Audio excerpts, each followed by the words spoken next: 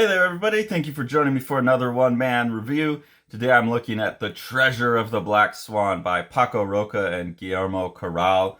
This is from Fantagraphics. It's the first one of the books that I pre-ordered in their Fantabuck sale that I've got, so I'm really excited about that. I pre-ordered a bunch of books that I wanted from them for the rest of the year and then cashed out all of the gift certificates for older books. So I don't think the reviews have been posted yet, but I've read a couple of Paco Roca's books from Fantagraphics that I got with those gift certificates and really enjoyed those. So was excited about this. He's a really good cartoonist. He's got a very television type of style, so it makes sense to me that this is now an AMC Plus original series. Also, when you read it, it feels like a TV series. My two biggest reference points are this feels like a John Grisham legal thriller kind of book in a Tom Hanks type of movie. The Guillermo Corral, this is based on real life experiences he had as a diplomat and a real life experience of a treasure ship that was found, and basically a private company found the ship and was trying to claim the, here you see it, the Ithaca Explorer. And it says this is a fictional account of things he's really experienced, so I don't know if it's just like the details. Some of these details have been changed for dramatic purposes or because they don't want to get sued. I don't know how much has been changed, but this private profiteering company, treasure hunting company, finds a ship, an old Spanish ship, and it's like a really well preserved ship with tons of gold in it, and then Spain has to sue them to try and get back the treasure. And that's what it is. It's a legal procedural drama. And Paco Roca's work is really good for that because he's a really good cartoonist, but it's always very austere, I guess is the word. I've been trying to think of how to describe his stuff and not be offensive, because I don't mean it in an offensive manner. It's just very like a TV show or like a play. There's never any crazy camera work. There's always good acting and stuff, but there's never any melodrama. Everything's really understated. I guess that's the way to put it. He's like a really understated, powerful, understated cartoonist. But he does do some fun stuff, some tricks every now and then, like this, where the rain comes over the word balloons. I like that little trick. But that's the opening scene. And then here you can see, before I really understood what the book was, I was like, this is a book about treasure hunting. And yet we've got all of these, this is what I mean by procedural. It's just very moment-to-moment transition cartooning and, lots of good acting and gestures. But it's not like a lot of the manga I read where I feel like they're really leaning into the emotional states of the characters. It's more emotionally procedural. And I like that. I like the rhythm of it. But on this first little sequence here, I didn't quite know exactly what the book was about. I like to jump into books without reading the back. I like the story to unfold without me really knowing what it is. And I was like, oh my God, this is a story about treasure hunting. Why am I watching this guy be bored?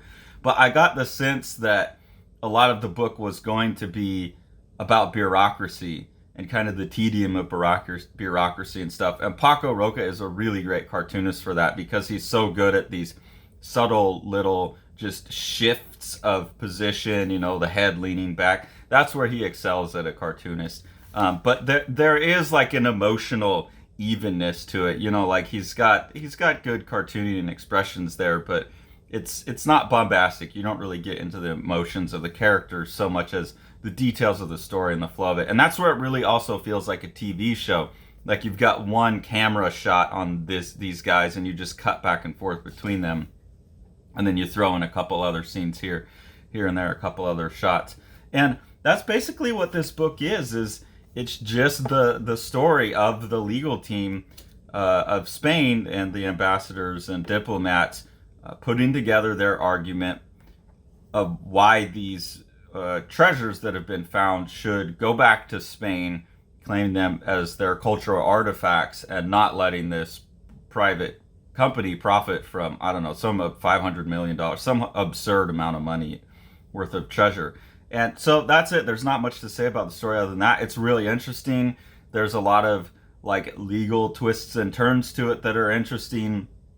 There's some at the end of it. There's some moral complications that are interesting, and there's a good kind of inter-character kind of emotional stories as well. So it has everything you'd want out of like a really straightforward television drama in a comic book, and I really like that. I've been looking for more of that. I think I've talked about that on a number of other videos where I don't want like the necessarily genre tropes over things. Like, just tell me the emotional story. Just tell me the story straightforward.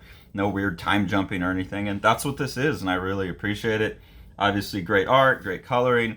Some fun formal tricks here that really feel like out of what I've seen from Paco Roca, but when they talk about actually what ship they think this is, it's even a question of what ship this is. They have to determine that, and then okay, this is the ship, and this is the story of how it sank. And I like that we go back to this picture book look, and his art opens up a little bit. It doesn't have that tight procedural feel to it.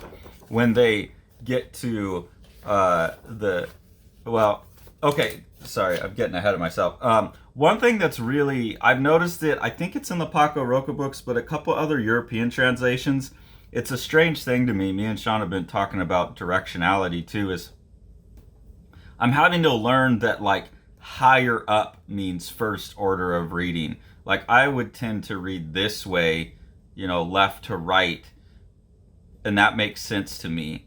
And so it's weird to me to read this first and then this first. And I know if he's a Spanish artist, it's not like a Japanese thing where it should be read this way. So that sense of like order and direction doesn't seem to bother the European audience as much. And I've noticed that he composes around that a lot. Like he'll have the character that speaks first, further to the right. That's in a lot of his compositions, and so it forces those balloon placements. I just wonder, like, you could have just flipped this panel and had this forward momentum in the driving, and had those balloons sort out. And then I don't know if I tagged it, but some other places you could just switch where the characters were in the panel. There's some interesting things that happen during the actual trial. Here, the lawyer for the private company says, here we have a group of heirs of the people who were killed basically in the sinking of the ship, and they're asking remuneration from the Spanish government. So this is like how dirty the lawsuit got, is that they're trying to like scare the Spanish government away from claiming the gold as theirs, because heirs of this ship that sunk like in the 1700s are coming and saying, well, my great grandfather died in this attack, and so we deserve some kind of reparations. We deserve part of the treasure. And there's a lot of weird like little moves like that within the lawsuit that are really interesting. I think the one where the author really complicates the story in a way that's compelling. It's not just like this private company is the bad guys and the Spanish government is the good guys. Is after the trial, the first trial has come down in the favor of Spain. I don't think that's that much of a spoiler. The private company starts appealing, and they have reached an agreement with the government of Peru. Peru is now claiming the treasure, saying they're the rightful owners of the gold and the silver because it came out of Peru. And so when Spain invaded, colonialized, they took this gold and silver and turned it into Spanish coins. And then he's saying it would belong to the indigenous communities of anyways, and Peru didn't exist as a country back then. So they're saying just because Peru didn't exist as a country, in a legal position, those indigenous communities can't claim the natural resources that came out of their ground because they just weren't recognized internationally as a country yet. And I found that to be really interesting, because it's like, so Spain can just go in and claim this other country's natural resources, but then they can act like this other company who spent all this money and resources of their own to find this treasure that no one was ever going to pull. Like Spain was never going to pull this out of the ocean. This company did all the legwork, so like finders keepers. So to me, he's putting the Spanish government in this weird spot of like, yeah, look, we went in and like stole this out of Peru's ground, but now we want it back. It's ours. And so it really, I think, complicates that idea of ownership and that like who claims it, and then at what point does it just like me having the power to claim it is no longer enough that it's mine. It shifts into like straight, and this is something I think about a lot, like where physical might we tried to get rid of a world in where physical might gives you the right. And so what we've done is we've put a bunch of legal protections in place that's supposed to protect the physically weaker. But then that's just allowed a state where people who are more powerful and have more resources within the legal system, and we're all aware of this, that's just a different type of might makes right. And I wonder a lot about how to balance that back out. Like, if you could, how could you reinsert a physical might makes right back into the legal might makes right? Like, I worked in retail for a long time, and I'd have like, 87-year-old women who knew I couldn't do anything treat me terribly just because they knew I'd lose my job or whatever. But it's like, if they actually felt some threat that I, could like teep kick them in the face, they wouldn't treat me so bad. Not that I'm suggesting we should go around teep kicking old ladies in the face, but I've been thinking about that a lot lately. Like, the tool that we use to protect people from physical might makes right has created this other, even more insidious system of legal and political might makes right. And I just like, if there is, it's interesting to think about if there's a way to balance that back out.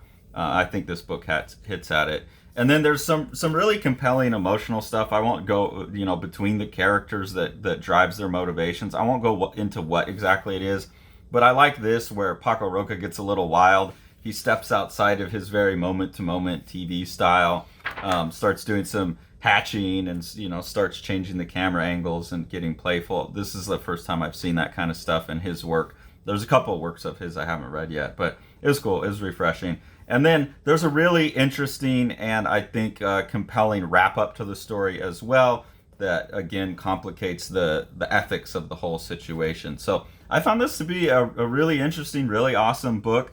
I'm definitely sold on Paco Roca. I've read 3 books now and liked them all, and they're all kind of different. 2 of them are historical, and one of them was just straight up fictional, as far as I know. So diverse. His art style is always that same kind of really understated cartooning, really rhythmic, which I like. So this just came out. There should be plenty of them out there. Just came out like last week. So I definitely order yourself a copy of this.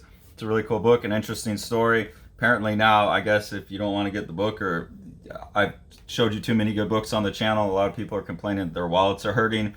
If you got AMC Plus, check it out as a series. This would definitely make a great TV show. If you do have some money and you haven't yet, get yourself a copy of The Strange Death of Alex Raymond, another deep dive into a historical topic, the death of cartoonist Alex Raymond in a car crash by myself and Dave Sim. It's now nominated for an Eisner Award. Got about a month to go until we find out if we win. And then currently Sean has Yokoyama Yuichi's Plaza up as a Kickstarter. So if you haven't gone and backed that yet, make sure you check that out. That's an awesome manga, and there's 200 limited editions that come with a hand-sketched book plate. So each of the 200 has an original sketch on it. That's a really, really rare, awesome chance to get a sketch from a mangaka. And then Sean and I just announced the world's first entirely AI illustrated comic, The Abolition of Man. And that is now available to pre-order through Diamond. It's only going to be available in comic book shops, so you got to go to your local comic store or use the Previews World pull box and make sure that you have yourself ordered a copy. It's a book I'm really, really proud of. It's not just a gimmick book taking advantage of the technology. I think we're saying something really compelling about the technology with the book, and we made a video about that where you can talk about it. So please back that project and talk about it. We think it's really interesting. Thanks for following along. Take it away, Jack. You want to see all these books? Smash that subscribe button and the like button and the bell, and then you get them.